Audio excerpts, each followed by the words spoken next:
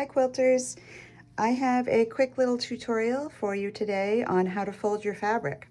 So, whatever your reason, whether you just like to have your fabric looking beautiful, or if you're doing a fabric swap with some friends, or maybe you are selling fat quarters, this is a way to bundle your fabric up that looks super cute. So today I am using this fabric, which is called Dance at Dawn, and it is by Sarah J. Maxwell, and she goes by Designs by Sarah J. It is a Marcus fabric, and I think these bundles are just gorgeous. So I'm going to go ahead and show you how to make these yourself. The first thing you're going to want to do is get your fat quarters pressed. And, this is an extra step and, maybe you want to just go for it. But I do like to press mine in advance, and I am using my little Aliso iron, which I am loving. It is super hot. And actually, it does the job of my big iron. So I'm going to give it a quick press with my best press because I'm a little addicted to it.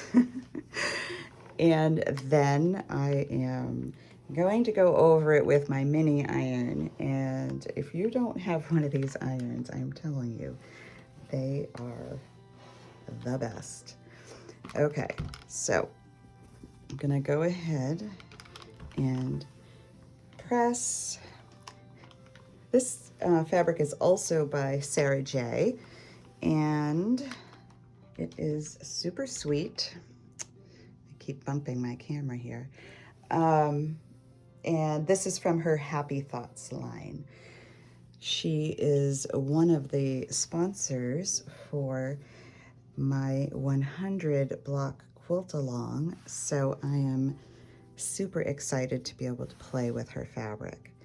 All right, so the first thing we're going to want to do after it's pressed is fold in the raw edges, and this is the 21-inch length.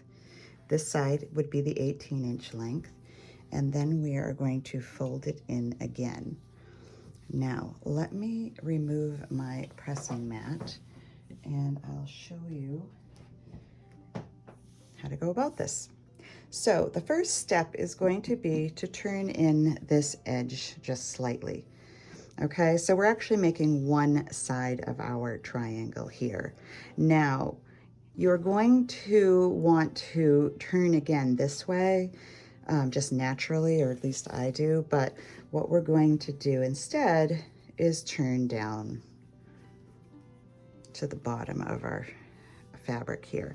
So now we've got those raw edges enclosed right here, and we are just going to continue along, turning right down to the end. Okay, so now we've got to the end, and we have this bit of fabric left here. So the first thing that I like to do is turn this bottom piece under a little bit. And now I'm going to take this and I'm going to tuck it right inside. And now I have a sweet little triangle.